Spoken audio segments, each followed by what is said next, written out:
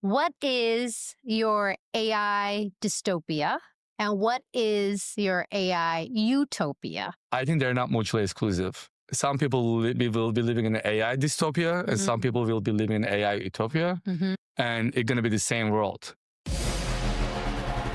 Welcome to the AI CEO podcast, where the future of business is built today.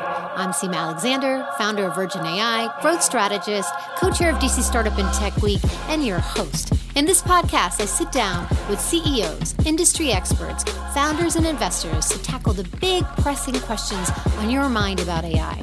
No hype, no jargon, just insights you need to stay ahead. Now let's dive in.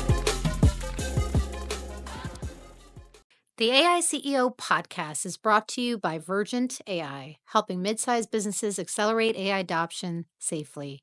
Ready to lead with AI? Visit vergent.ai to learn more. Welcome to today's episode of the AI CEO podcast. My name is Seema Alexander and I am your host.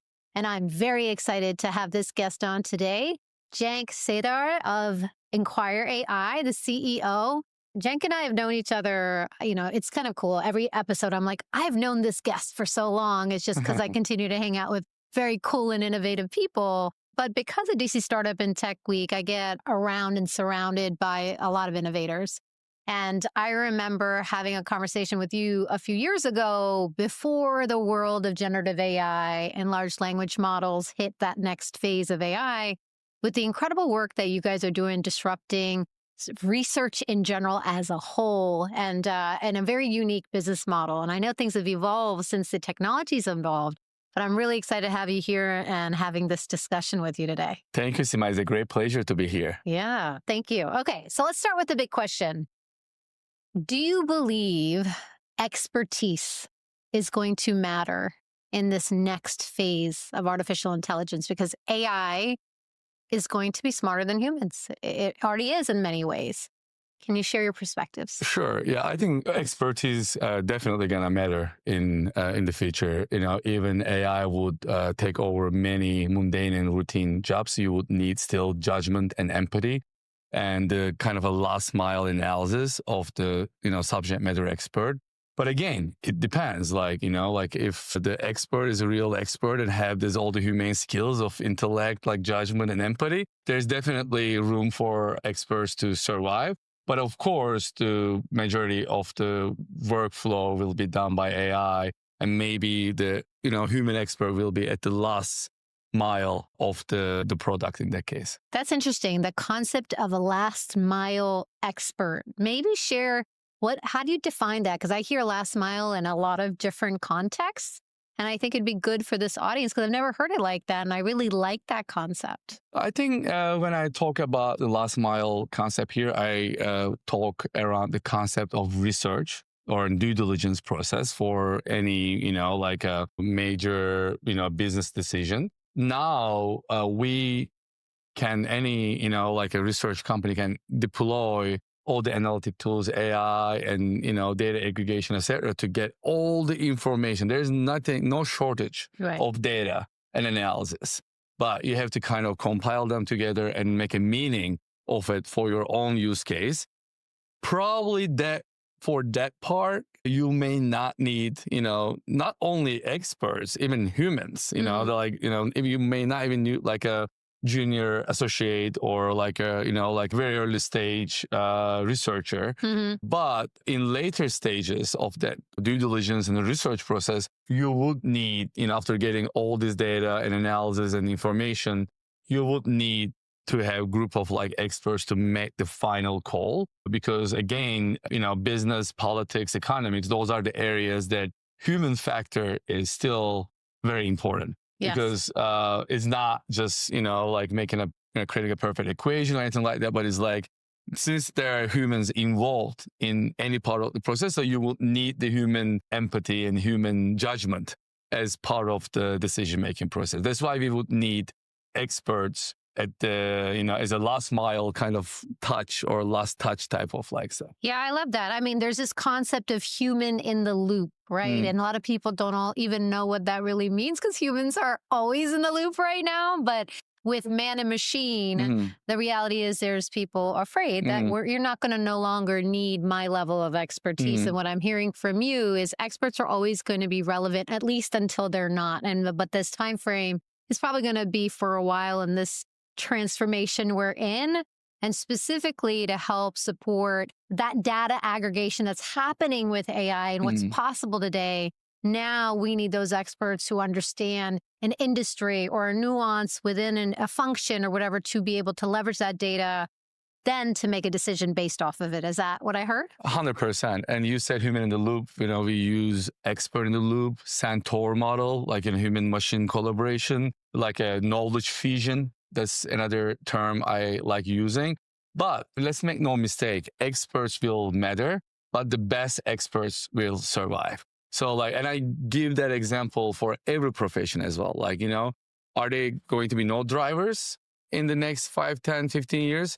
Even if, there will be like a network of driverless cars, we will have, human driver Uber when we choose from our phones, but probably it's going to be more expensive than the, driverless car. And probably that driver will be 7-star driver, that will be the best driver in DMV area that still kept, maybe not one, but, there will be maybe 50 or 100, not 2,000. So the best drivers will keep their jobs, even if they will drive these cars.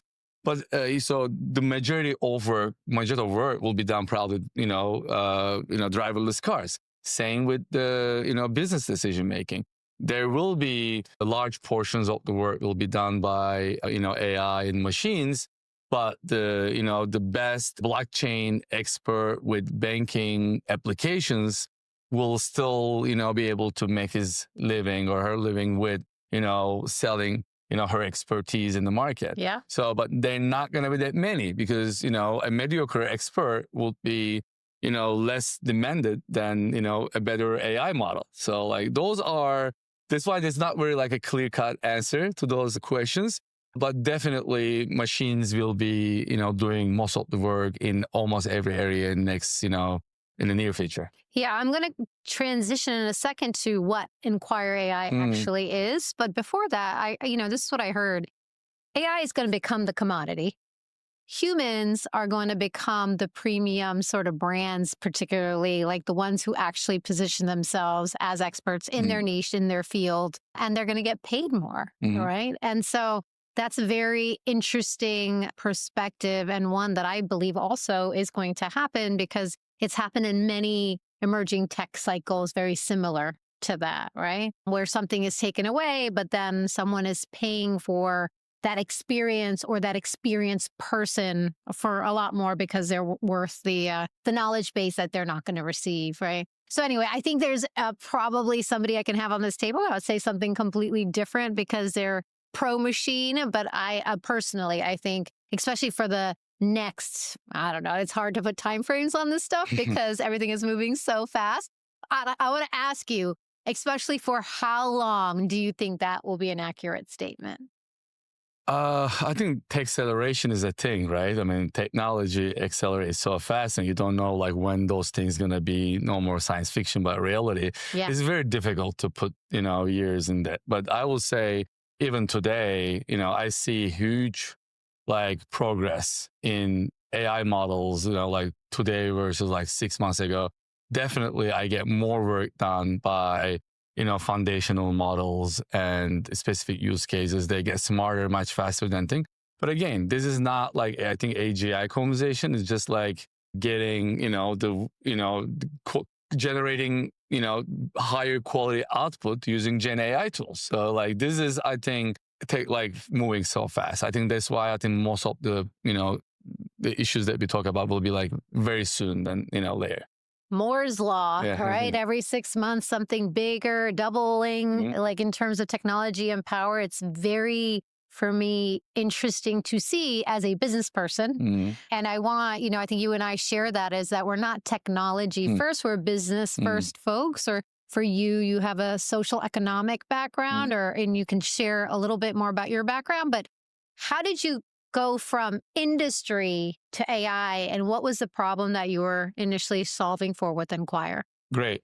So I'm a political scientist and economist. So I moved to the US to Washington, D.C. to study international affairs and international economics. So my profession was providing consulting and research to companies, US companies, enterprises operating in like high risk regions, like emerging markets, Yes. but also frontier markets. And a very DC thing to do. Exactly. And I had started my own boutique shop in 2010. So I was quite young, but like many things were happening in geopolitics at that point, the Arab Spring, the Eurozone crisis. And then I was competing with larger political risk and economic consultancies. But I realized basically building a network and having a relationship with on-the-ground sources and engaging technology faster, we could provide faster output to decision makers. And as like at that time, the consulting companies that we were competing, they had their core product was reporting. Like they had to write report or think tank type reports. Sure.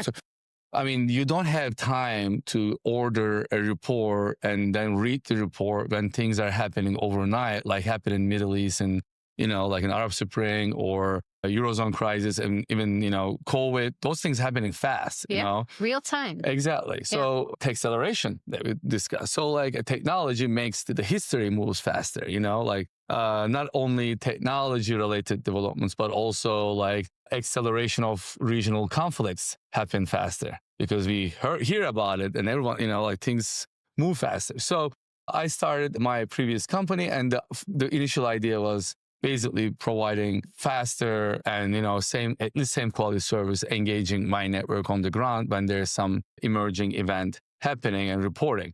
But then I realized that it would be better to build a technology foundation and kind of create, and those are like 2017, 18s, like, as you remember, every company was Uber of X. Yeah. Like and there's a lot of like memes that about it. investors don't love that. But yes, or the Uber of X, but that was a perfect analogy. Exactly. Yes. So like, and initially my vision was to build a digital expert network, like create a platform, onboard the experts from all over the world. The initial 1,000 maybe were my,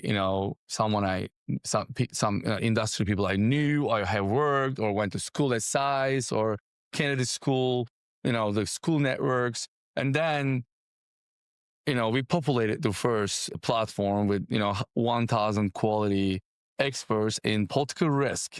And political risk. Political risk and macroeconomic. The first verticals were like socio-economic, like you mentioned, very targeted market. Okay. And even our name was a very targeted. I mean, I still love the name. We had to change it because I got so much hard time. It used to be globalwonks.com. Global? Wonks. Wonk. What does that mean? Wonk, actually, great. So wonk means, and also my branding, advisor told me like, if you have to explain a name, it's not a good name. So if you read wonk from backward is no. So our idea is we have global knowledge platforms, a global wonk. And also you can say a policy wonk, nuclear wonk, It was the cutesy branding that sometimes doesn't. Yeah. I mean, it adds more questions than it does. Exactly. But I still love it. We still keep the domain names, maybe. Maybe one day. Exactly. So, and, when we started the company, it was like more that targeted vertical. And the idea was, okay, we created a platform so we can enable the participants in that marketplace to get engaged directly by the companies that I work in the past. Because it was like, I don't want to be the New York City limo company. I would like to create the Uber of, political risk because, we will not be keeping like our company if we don't make we don't make the move right now, because I saw that why would anybody pay well-known political risk company like $10,000 for a report where you could get the same author of the report, do the work for like, $1,500. The business model was ripe for disruption. And we start building the platform. But also one major progress we made in the past, like we focus on the workflow. I think when we talk about AI, I think the workflow and data and that play an important role. So our first innovation wasn't AI. There was no AI. There was AI in terms of matching, ML, we can, and we implemented those things because you have to match well if you have a marketplace, right? we invested significant amount, but it wasn't an AI company. It was technology-enabled marketplace. For sure. But from day one, we had a unique workflow innovated, and we patented that product. It's called Network Pulse. So rather than ordering a report or calling an expert for 1 hour call, we created a product that also in the spirit of the era. So I don't have time to order a report. I don't have time to schedule a call with an expert, like wait 2 days. Why I can't just type what I need to know? Like, hey, my CEO is traveling to Mozambique next week, and I heard that there's some regional conflict. How my executive travel may be impacted. We launched that product in 2019. You put the question, that question goes only to the relevant experts in our platform through the matching AI we created in 2018, 19. And then the answers come from the experts real time. And AI is reading the answers or technology reading the answers and checks if there's a plagiarism, is it written well, if there's any issue, and release the well-written responses to your dashboard. It's basically you get like 5 to 8 individual expert insights real time. And we knew from day one that was a very smart way of generating data. Yeah. So that was our opening. So can I get right before you get into the next side of what it is, and I know where AI and all, especially now with the newer models, have changed a little bit. I just want to make sure the audience fully understands, right? So when you guys started, you were sitting there disrupting the knowledge market. You saw that there was, in the work that you were doing, it could cost up to $10,000 to do an analysis of an area and time. Mm-hmm. Right. And a lot of time for consultancies, for businesses that may be wanting to do business in like different regions of the world. Right. And it could just be business. It could be if something like COVID or anything that happened, you're trying to figure out the impact and what that means to your business or whatever circumstance. Right.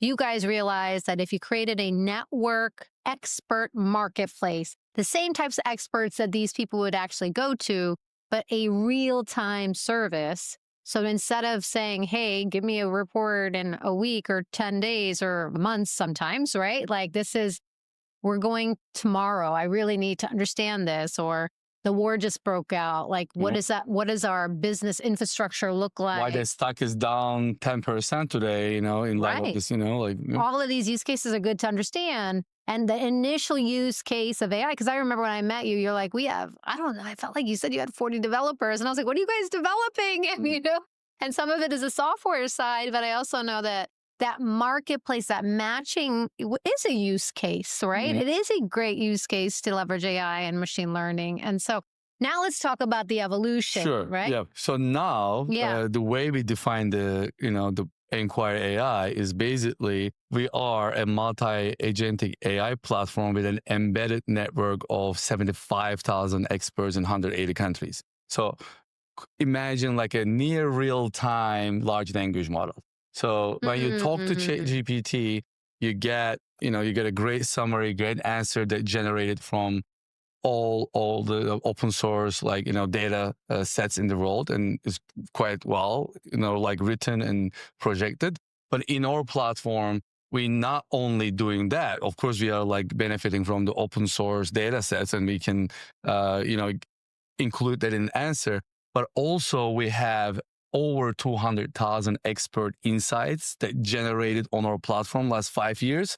So if Seema answered 20 questions on a single subject, or model can also recycle Seema's previous insights they shared on the platform. And of course, Seema gets monetized with, the first time. And now we're working on tokenization model, maybe in the, later phases that you're going to be able to do that. And every time your answer going to be, used in the system. Yeah. But now we are more like a specific vertical build agentic AI, like a model, a multi-LLM model that answering your questions real time. And if the answer, needs to be updated, you can also, order real-time human responses under your, in your thread, and get experts also contributing to your learning process. So this is a very powerful platform for any decision maker in finance, business, markets, and policy. Yeah. Because even though now the foundational models have access to real-time news, they don't have access to, real-time views. Sometimes real-time views. Real-time views with real-time people. So, there's a Financial Times category like breaking news to breaking views, right? So we kind of provide breaking views for events that are happening and from the top experts in that field. So it's not like somebody, Quora. So we didn't innovate like Q&A system. Like there's Yahoo Answers, Google Answers, Reddit. Quora, Reddit, and they're amazing. Yes. But the problem with them for business vetted. use case is they're not closed circuit systems. Yes. And they're not vetted experts. You don't know. This is just and you don't want to vet them because they want to participate. Right. But we are, now 75,000 experts, not in political risk. If you need, it'll be probably hundreds of veterinarians in the system for a new, pet startup that can be engaged. Or we would have former ambassadors, former CEOs. When I was coming here, I had to do research about semiconductor design for quantum computing and why CODA simulation may be better than Intel and AMD. I was able to go and read insights from semiconductor engineers that specializing in AI semiconductors and doping. So it is now is agnostic, but still business and finance and research focused. Because, we cannot cover everything under the sun. So if you want to ask for a restaurant recommendation, probably ChatGPT or Perplexity or any other foundation model would be a better option. I want everyone to understand what Cenk just said. And here's why. Data is going to be the number one competitive edge in business going forward with artificial intelligence. It's just that simple. And as a founder or somebody in a seasoned company, your data is what's going to make you the most unique, and how you use your data is what's going to actually translate into your customer experience, how you create personalization in your content, or the way that your customers are actually able to take that data, or internally you're able to take that data and make decisions based on it, right? And so what I just heard was gold. And I do want to continue this part of the conversation, because you guys had set out to be this real-time insights platform for, say, consultants and just in disrupting sort of research as it's done today, which is what you're doing. Now, over the last 5 years, when you went from 1,000 experts to over 75,000, is that what I heard? Yep. Worldwide, you went from moving from one category, which was social, economic, or political risk, and now, now it's agnostic in a sense of you can go in and ask about business models, about, obviously you can still ask about what's happening in the wars in certain areas for certain businesses, but you're leveraging all the data points you collected over the 5 years, plus the real-time views, the insights that you can get from humans. And then there's a business model around it. I just wanted people to understand that data is everything right now. Yes. Yes, and go ahead. I love yes, and. I think in today's AI environment, I think there are three major factors. And every startup should be able to at least mark 2 out of the 3. Doesn't matter which, two. I think one of them is data mode. And data is a very difficult part, because not every startup will be able to generate data. There are a lot of startups that consume data and provide analytics, right? And data is a bit tricky because we are built to generate insights. So we are kind of unique in that model, but you need to be kind of a platform to generate insight. That's why Reddit and Quora became very powerful after the Gen AI revolution. The data they have, I think Reddit went public, right? And then the second is unique workflow. I think we were lucky. We started with the workflow, and our workflow helped us to generate data, because and there's a patented product. The Q&A tool, the Network Pulse, we patented it. Some of my investors are, why are you spending money on patent? I said, look, this is the core of our business. There's our workflow. Otherwise, there are bigger networks, but we have innovated the way to extract intelligence and convert the head knowledge to institutional knowledge. Yes. Someone's, there's no other tool that you can remove, get someone's thinking. And the Q&A is such a simple model, but it's amazing bottle because Q&A is so targeted. Yes. You know, like you can talk like 10 hours about something, but you probably generate higher quality data if you ask specific question, interrogation type of like, question and answer, Yes. and answer. Like I'm doing to you. Exactly.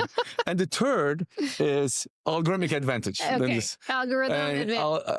Algorithmic strength, algorithmic advantage. If you build a better algorithm, yes, then, and that also connected to workflow and data, because sometimes with better data, you can fine tune your algorithm and get better results. So they kind of connected to each other, but also it's very difficult for like a startup to build a better algorithm than like a large player, especially in this age. So that's why I think if you can mark two of them, and we were lucky, we believe we marked all three because, like we start with workflow that help us with data, and with workflow and data, we create an algorithm and matching system that, we can now be selling or matching APIs alike. So this is like or side revenue now, That's exactly what I was saying. It's like the data can create new licensed business models that have never been possible before, not like this.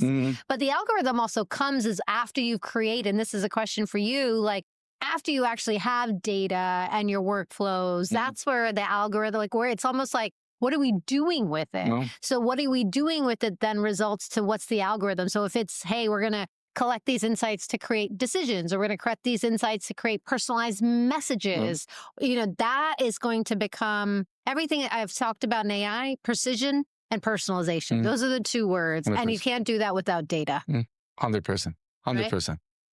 Data and actually proprietary data became very important today, because I think major factor also now open source data and open source large language models or large language models, foundational models start being commoditized.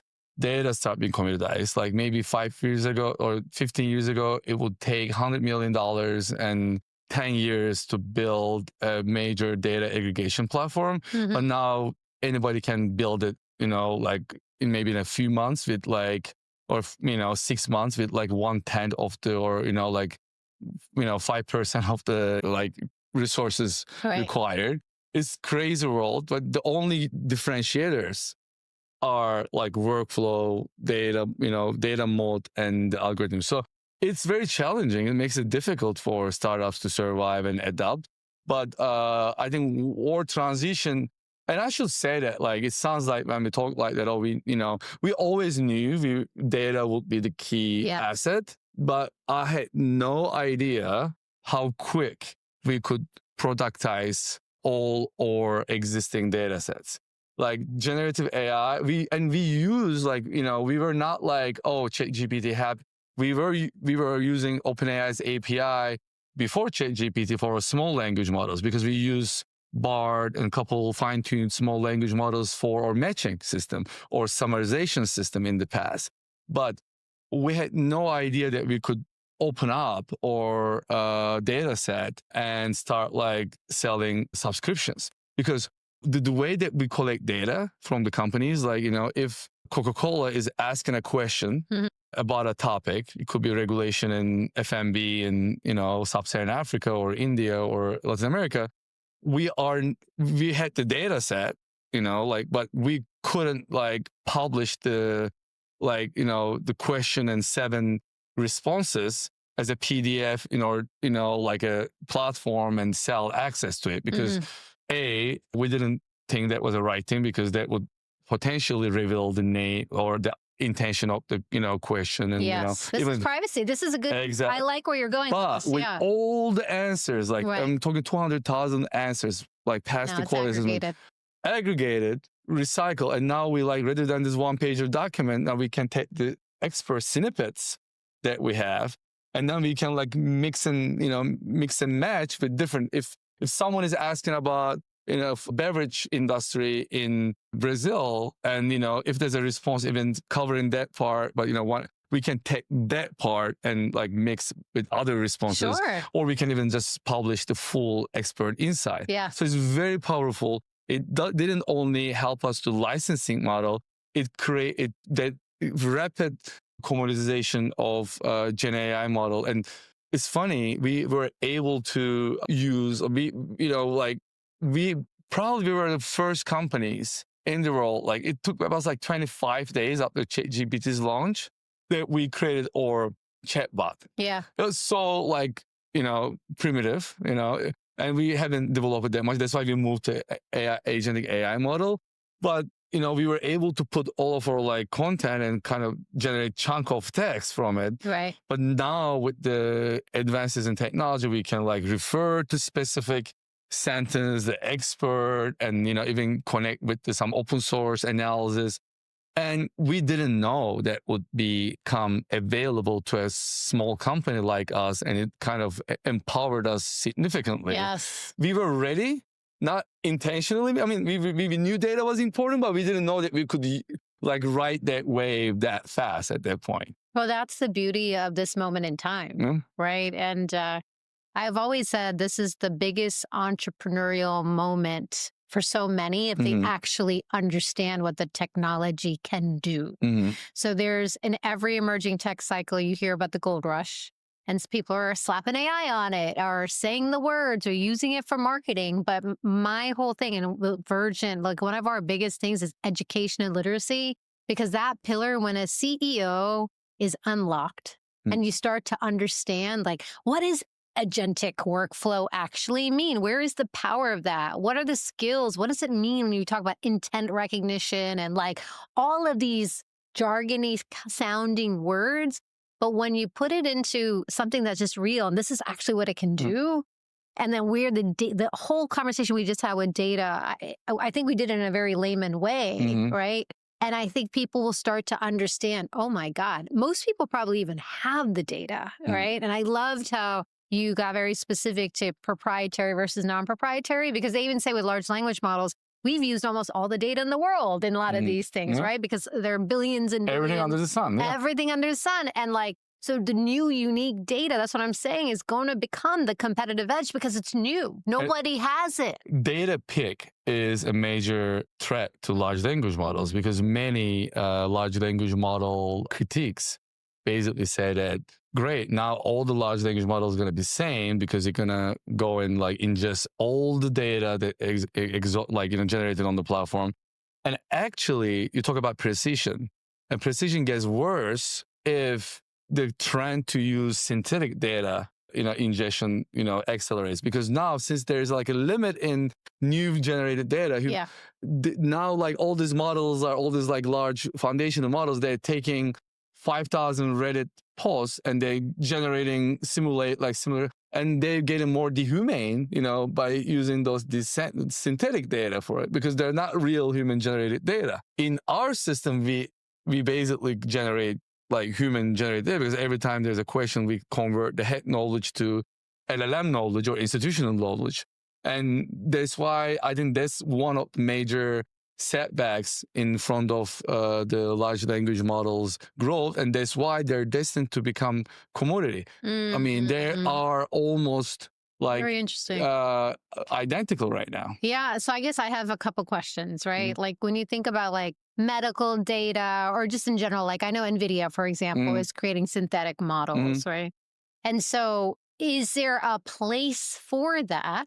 Because I think there is. If you look at like Facebook as an algorithm for ads, right? They did lookalike audiences. And when you do that, that allows you to say, you know what? They look like this demographic. So we're going to target it and you're going to have better conversion, which actually happens. For many use cases, yes. Accounting, like forensics, because those things are qualitative. Right.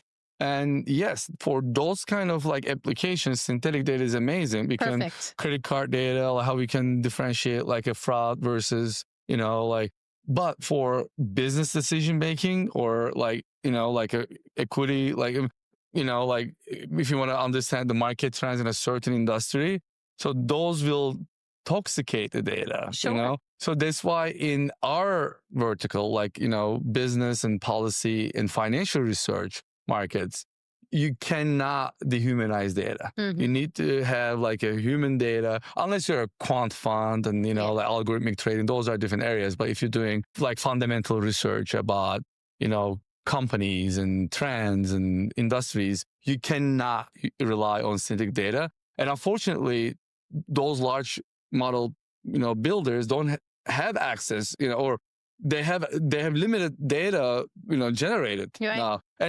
And even if there's like a Facebook data or Reddit data, Quora data, are they high quality data that you want to put in your financial decision making system?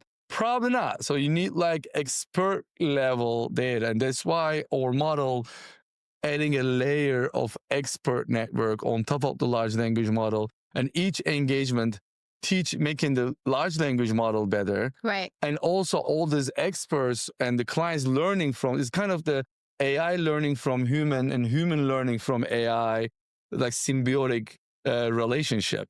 And that is I think the power of the, human machine collaboration. And I call it Centaur model. So this is like, I think every individual, every founder, every startup, every organization, every country needs to build a Centaur. And what it is that you get the most powerful part of the machine, which is automation, like analytics, computing, and you get the best part of the human, which is empathy, judgment. And the Centaur model comes from, we tried to coin the term, I think they start using, but it comes from the Greek mythological animal Centaur, which is half human and half horse. And guess what? That Centaur took the powerful part of the machine or human from the legs down.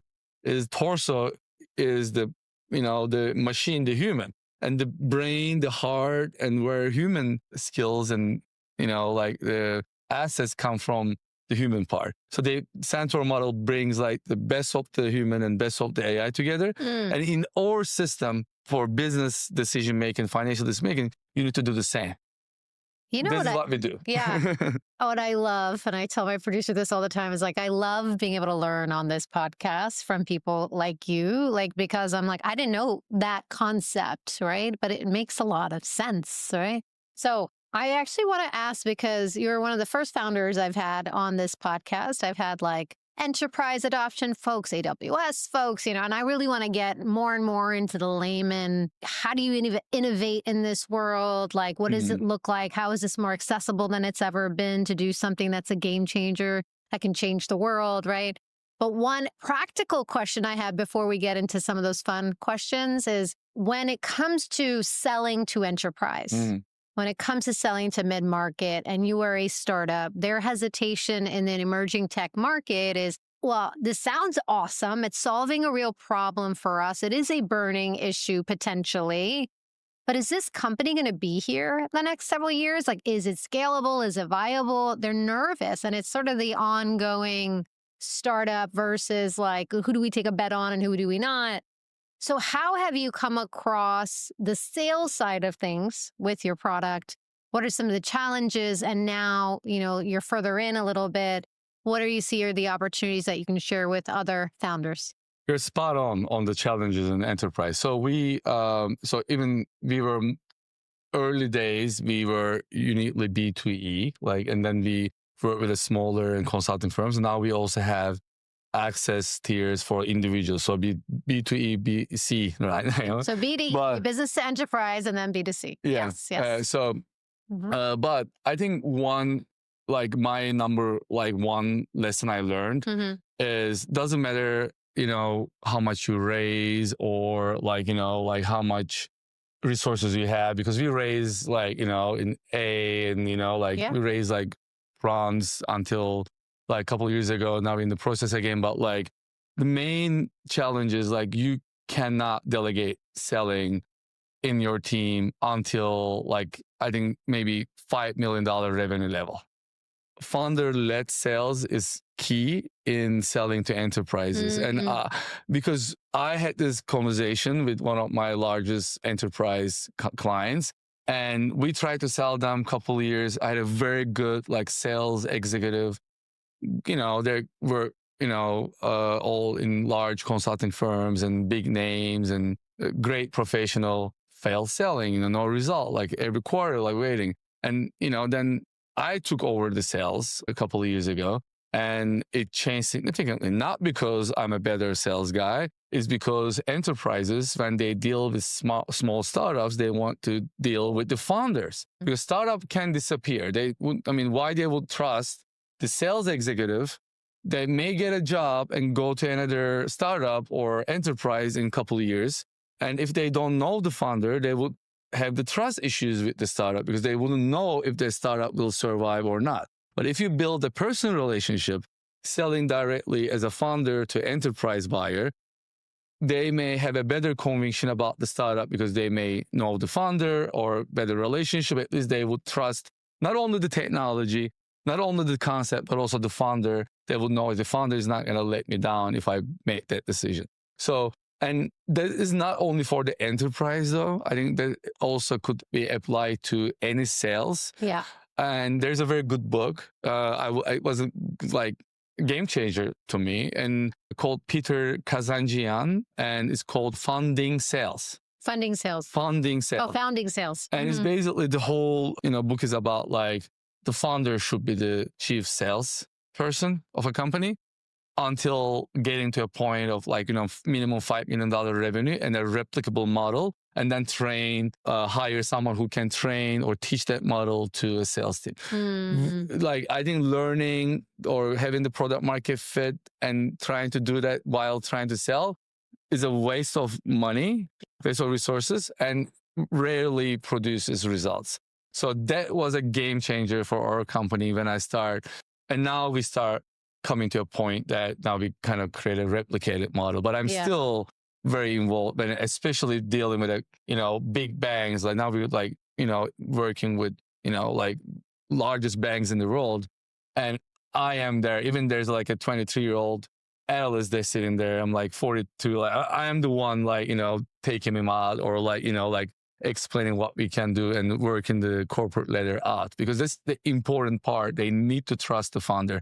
Because unless you have a big name in the market. That's a very good point. Founder-led marketing, founder-led sales is one of the biggest opportunities, especially when it comes to emerging technology, because they have to trust in your own knowledge, right? It's and we see that at Virgin too, right? We were only born last January. And for me, I'm as somebody who is a business versus technologist, once you hear me speak, you'll understand that I'm not just talking out of my ass, right? You're going to hear real insights, real perspectives, real views, and our product and services helps and support those burning business issues, right?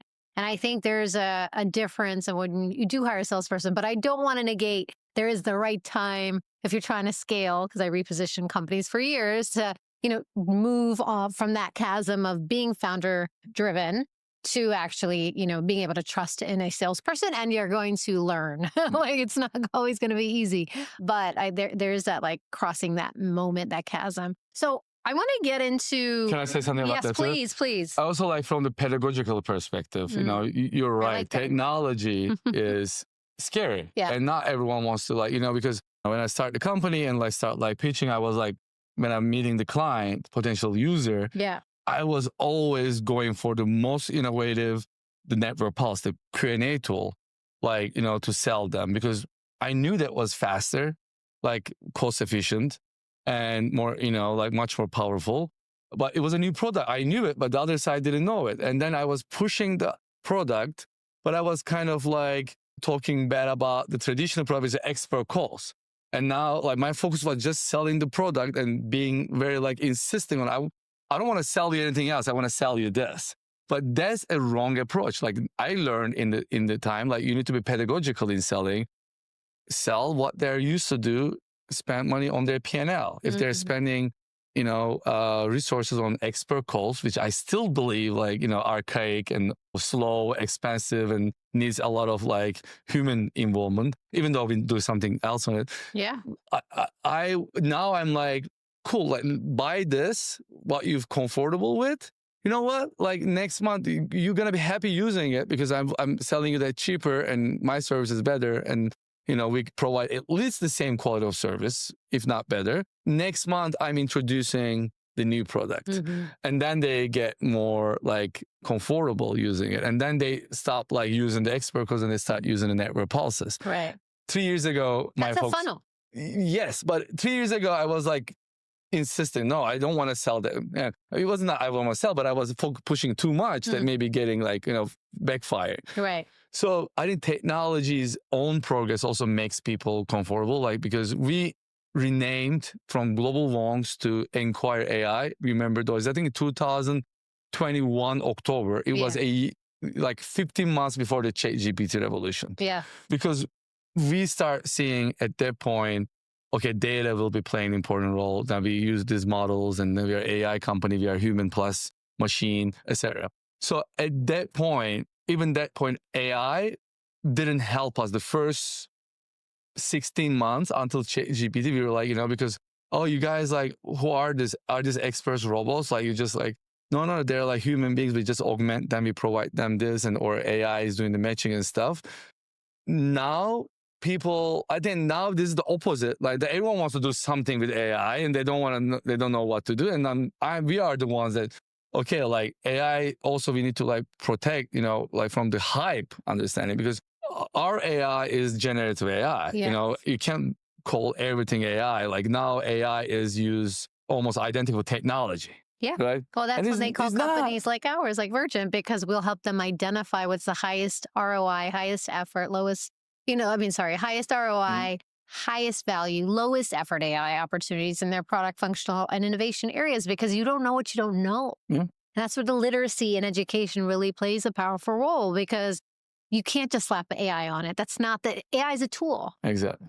Right? You need an outcome. What are you trying to solve for? 100%. Yeah. So let's talk about innovation. Your background is interesting. My background is interesting when it comes to business, and for you, political science and economics. Like, how does someone like yourself found now an AI company and the ability to use that technology to really disrupt a market? Like, I believe in like holistic formations and backgrounds. I think like if you are doing one thing in your life and solely one thing in your life, you're not going to innovate because you only know about that aspect. So I was always interested in technology. Yeah. Always. I was always tech savvy. I remember like coding with my Commodore 64 in Turkey, like, you make one little typo, the whole thing doesn't work. I don't know. My favorite part about Commodore 64 was Montezuma's Revenge. That's when I had my joystick and my fun, like the colors. Remember they were waiting for the game. Now, like, love my Commodore. So now my 9-year-old, gets upset when there's a 2 seconds lag and like crazy, right? We were waiting this 60 seconds or like a couple minutes, the cassette's coming. Yeah. So I was always tech savvy. I was interested, but I was also like, political science, international economy, international, relations, diplomacy. And I learned, and I, more wanted to be a politician than, technologist. Really? I mean, I actually published a book on Turkish politics and ran for a member of parliament position in Turkey in 2013. So I gave up that, like the politics in general, I will say, not only Turkey, but first Turkey, that here recently. Yeah. So, I like it.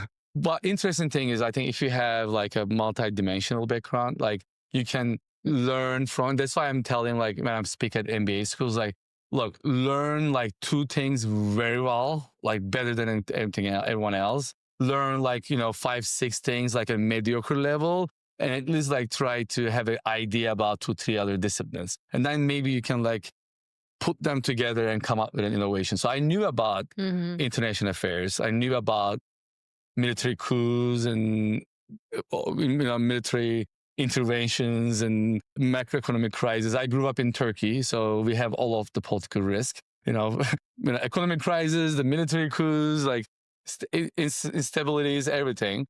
And then, I learned about technology. I start using, like, I think I was one of the first users of Uber in DC. Really? Yeah, like. How do you even know that? Because I went to the event in San Francisco, like someone talked about it, and I saw there was like maybe 4, there was like only black Ubers, like, the big limo, like ones. So I think I was able to put different pieces together. Say, oh, what if we use something like Quora, but ask political questions and then get this? And also the Uber is very interesting, like that makes it, possible. And, sometimes ideas are there, but the necessary tools are not there. For example, Uber idea, someone could come up with the idea, but there was no mobile phones, no GPS, no payment systems, no third-party freelancing payment. after Uber became available, I said, okay, now I can pay experts in 180 countries through automated system because our system is a micropayments. Every time an expert answers, they get to earn $20 for the answer. It will be awful to wire $20 to 60 countries. All the fees and we everything. couldn't do that. Yeah. So that kind of different things happening at the same time. You need to be the first to tap into this opportunity. Yeah. And I think this holistic background is key. That's why I always tell my kids, if you're maybe great architecture, architect and know everything about architecture, but if you know architecture and Gen AI and maybe I don't know, a cultural studies, you can put them all and have an amazing app and no one would think about it. So that's my secret. No, I love that because I've worked with literally over 1,000 founders. And for me, having that subject matter expertise in a specific business, seeing that big pain point has always been the key, right? That's always been, that's where the passion and the conviction and all that starts to come from. What's so cool about today is that you can create prototypes by using tools like Cursor AI or Lovable. And if you've never even heard of these things, you don't have to be a coder because all Lovable you're doing is amazing. It's mind-blowing. You just got to prompt these things to say, hey, I'm trying to create this type of app for X, Y, and Z, and the code will show up. And a lot of them you can actually just commercialize in certain aspects, right? It's for prototyping, but it's incredible how fast you can go from idea to something MVP. Tangible to an MVP that you've never, ever been able to. It's a good thing. Yeah. It's an amazing thing for new founders and entrepreneurs, but also it enables everyone to do that. So there's also more competition. Maybe in the past, I was I don't know, you went through but gaslighting was the thing especially in, in the US tech scenery, if you're from DC or you can't be in DC and start a tech company, you have to move to San Francisco. You have to, you have to change that. Hopefully, I think that's even better. I know that you're doing a lot of work and you're contributing to DC tech scene, and I think everyone is grateful to your work as a DC Startup Week.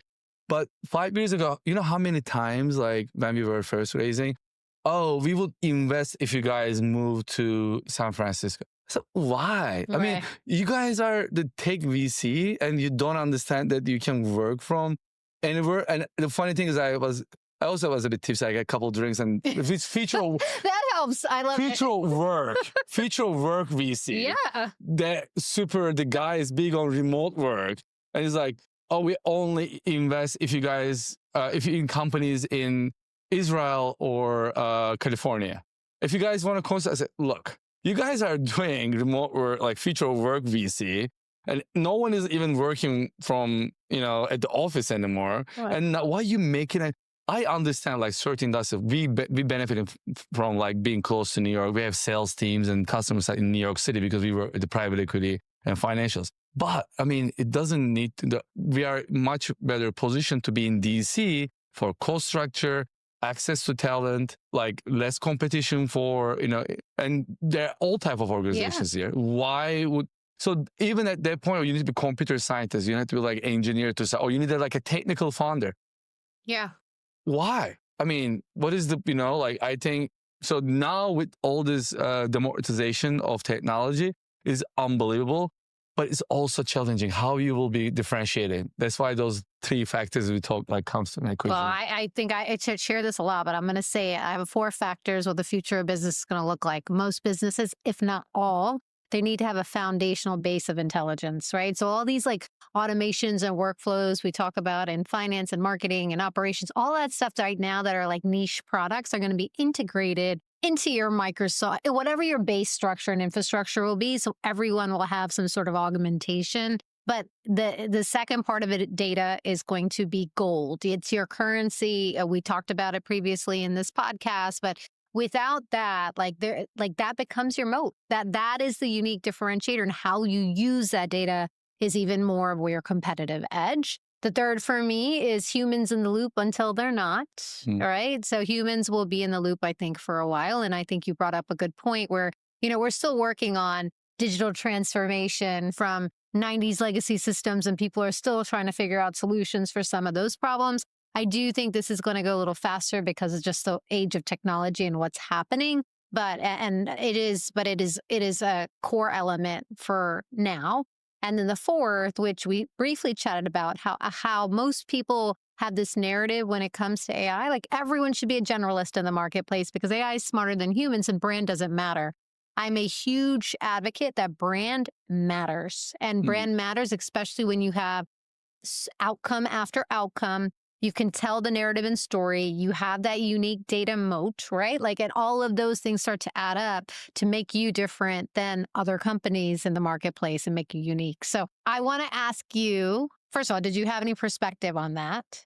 A very small addition, but Yes, I please. love you say foundational intelligence. I love that. And also it's, I think, related to the having that foundation and also related to the agentic AI workflow, I think, because I think when I'm thinking about the future of enterprise software or the future of AI applications, Yes. and there will be a layer of applications, and every company, especially large ones, they're going to have a foundation, and they will have a layer of a vertical app for legal document review, and there will be one maybe for payroll processing. There will be one for research, and that will be modular. And the beautiful thing about agentic AI is a kind of a Lego set. You can put everything on top of it. So you can you don't need to be like a Salesforce, having all the tools and this and that. You can solve a critical but maybe foundational problem. Yeah.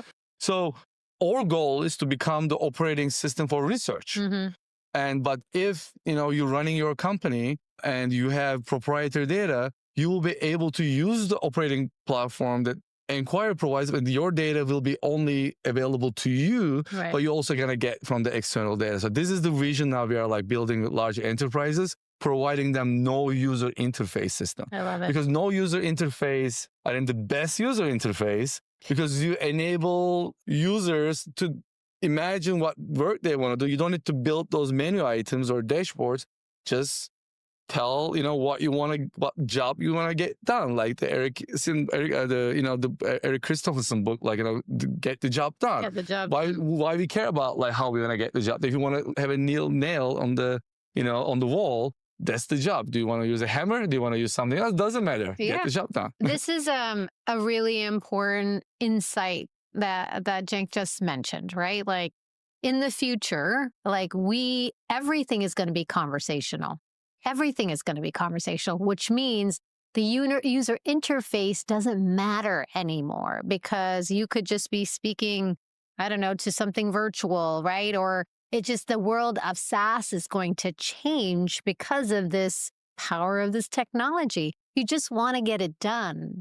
You're creating an operating system that has the information in it that you can actually do the work. And agentic workflows, we can talk about that for days. I don't know if I want to go into that right now, but we know there are going to be collaborations of agents on the back end doing that type of work, without... It's so powerful. It's very powerful. So powerful. Yeah. And most importantly, that, is also platform agnostic, because one of the major, maybe more again, tangible, pragmatic, in the past, you build, are you going to build on the desktop? Are you going to build on the mobile? I mean, mobile revolution maybe killed so many desktop apps because, but with the agentic AI conversational systems, now you can be talking to a desktop computer or your mobile app, but maybe in 10 years, none of us will be using hardware on a desk. We will be using light XR hardware, and then you will be, with the agentic AI workflow, if you have a research platform like us, you're going to talk to the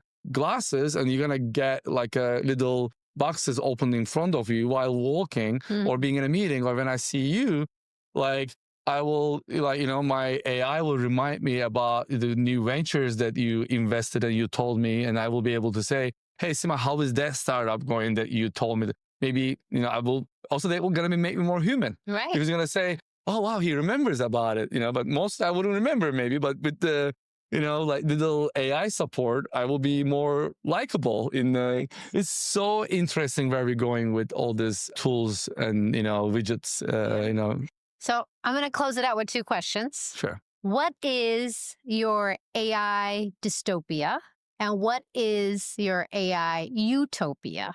And I want to give credit where credit is due because I've been going to the Generative AI Collective here in DC, and there's been a soiree that the hosts have been asking us this question. And it's a phenomenal question to have a very interesting discussion. But with somebody in AI, let's start with your dystopia.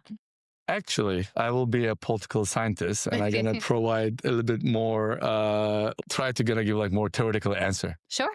I think they're not mutually exclusive. Some people will be living in an AI dystopia, and some people will be living in AI utopia, and it's going to be the same world. And unfortunately, that would, as a political scientist or economist, I can say there will be more income disparity. There will be, I think for the masses, it's going to be dystopia. I'm sorry. I mean, I don't agree with any, and some of the economists that writing about, every economic industrial revolution in the history created more jobs than they destroyed.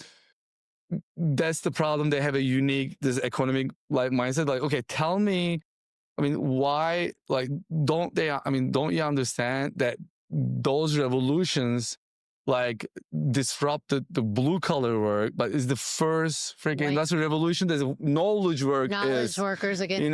So what jobs are you gonna they were talking about prompt engineering. Yeah. It took 3 months for, GPT 3.0, whatever, start coming up with prompts better than, the human.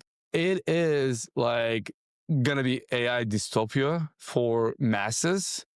It will be more people, living basic lifestyles, maybe enough food, enough accommodation. I'm talking about maybe 25, 50, 100 years. I don't know. But the ultimate, they're not going to be enough jobs for everybody for sure. Again, if there will be a driver, maybe there will be 10 drivers, but all the 2,000 DMV drivers driving Uber are going to be not easily employable at that point. Right. And that's very sad, and AI utopia will be, I think, maybe you will be living with a very basic necessities but maybe you're going to put the headset on your head and you're going to be living the dream that you wanted to live, but you can't really have it in the real life, but you're going to be kind of drugged that, you're kind of having it. It's there will be you're just talking Matrix, Matrix, or Mad Max meeting Matrix situation, UBI going to be a thing. But the problem is really it can't be. I'm thinking about it as a political scientist. There's no way that AI will be providing, from a good perspective, everyone, I think people may not be hungry, may not staying homeless, is not going to be killing each other like Hobbesian world.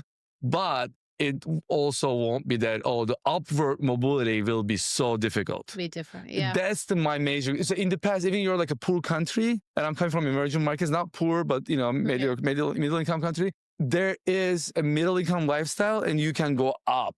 You can move up in the system if you work hard, you start a company. What company are you going to start if OpenAI, Google, Microsoft consolidate everything in 30 years? If everything can be done by AI, what AI company can, Joe on the street can start? Because they're going to be started by the, consolidated company. So I'm not very optimistic about the future. That's why I'm trying to train my kids as a soccer player and an actor. So those jobs will be, Well, I was going to go there because I'm on the future work AI and humanity council for JFF Labs. And I think we are having these types of discussions of where does happiness now play, right? It's people are going to have different lifestyles and they're going to go after happiness in ways that they've never been able to because. I think there's 20 years probably good. 25 years you're going to in euphoria. Oh, it's great.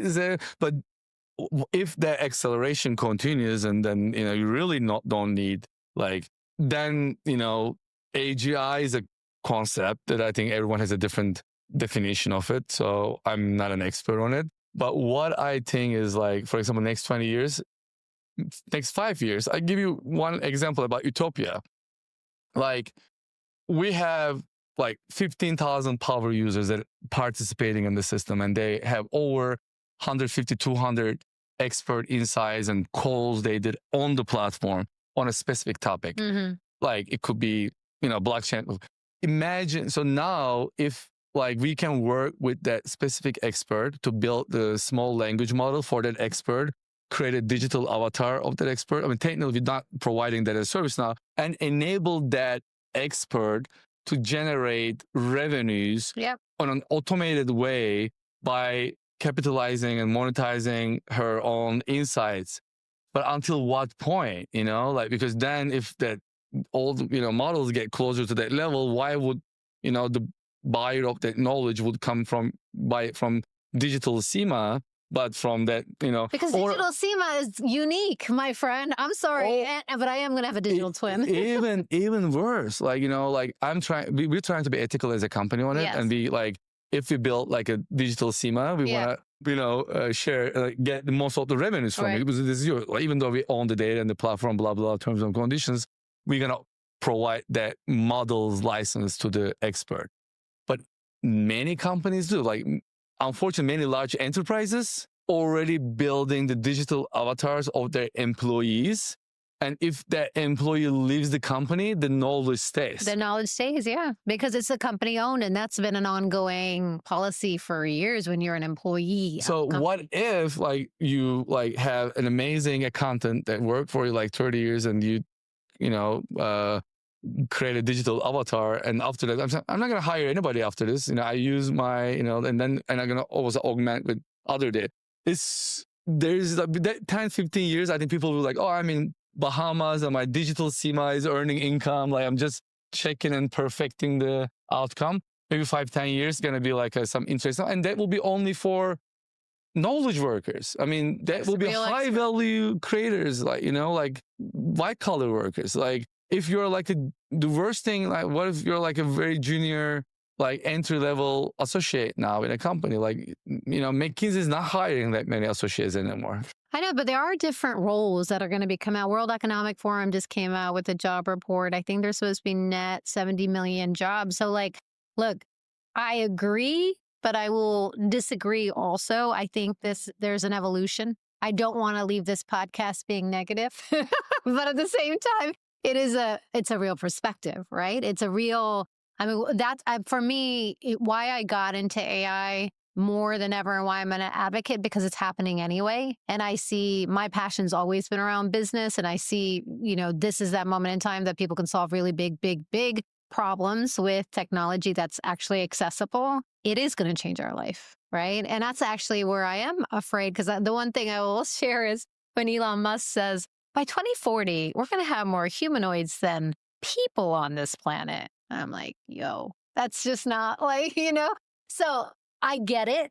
I think we have an opportunity to shape it. And like, once the technology gets at least for now. Ourselves. Yes. I think that's why anyone watching your, podcast, like, means they're interested in learning and, getting ready for the future, right? I think one thing we can do, like, I don't think shaping the whole evolution of AI is possible, but we can talk to, the people around in our circles and tell them, hey, AI will be changing things significantly, and the world will be shifting. You have to build your own, like, Centaur, like, human plus AI version. There's no way, like, I still see even young people, like, avoiding to use, like, AI, or like, like, I am using AI in every sense, like, different tools. And I see, like, my younger employees, sometimes they don't use it, or they're like kind of, it's like, you can't be a realtor without a cell phone. You can't be a knowledge worker with AI. So you have to use it. And if at least like a certain segments could be like building values, and they can like stay, and they can do good for the world, like, like UBI, promoters of that kind of services. And, and we never know, like, there will be like definitely opportunities, maybe, but and UBI is universal basic income, just so people understand. And I thought that's an interesting concept. I think that's a whole But there's a Mad Max concept. Yeah, like, you give minimum money, don't die, don't stay on the streets, don't like go to like. Me, that's where there's going to be these people, like people in general are going to be here, and then they're going to be the rich people. And then to your point, that's where the disparity of income is going to play. It's been already increasing with technology, and AI is just an accelerator of it. But for a good message, I think young people still have a lot of, I think we have time, first of all. We do have 30 years, I think 20, 30 years, still like we have like similar lives. But after, like, it's going to change maybe faster than that. But, So I'll just end with this. First of all, thank you for being on our pod. This was an incredible conversation, right? Like, I think what is possible with business today has never been possible before. You do not have to be a true technologist who understands AI and ML and a data scientist and been in business forever or been in the education side of things to create something that can really change an industry, right? And I think that is, to me, the biggest theme here, right? And I do want to leave. It's funny, on Friday, I'm speaking to my daughter's it's career day. So I get to talk to second graders to fifth graders, and then it's all about like, what do you do? And normally I used to go out and do a thing on business and like let them all create their own business and present. I have 25 minutes and I was like, I do got to talk AI, but I want to do something to show them the power of it. So I'm going to use Suno, which is I don't know if you've heard of this tool, but you can prompt it to create music, right? And it's the coolest thing. And I just wanted to show these younger kids the power and where this technology is headed because of all the things that we talked about. So anyway, with that, thank you so much. Thank you. It was such a pleasure. Such a pleasure. I love how our conversations always evolve and all the progress that you've been making with Enquire AI. This has been an incredible podcast. Thank you for listening in. If you enjoyed it, and I know there was a lot of value and gold dropped today, please like, comment, and subscribe to the AI CEO podcast. That way I can keep bringing amazing guests and amazing topics to you every week. Thank you so much. That's a wrap for this episode of the AI CEO podcast. If you found today's conversation valuable, don't forget to rate, comment, and subscribe. It helps me reach more leaders like you and continue bringing in top AI first founders, industry experts, and visionary CEOs to share their insights. AI is evolving fast, and the CEOs who harness it today will lead tomorrow. Stay ahead of the curve, keep learning, and keep building. Thanks for tuning in, and see you next time.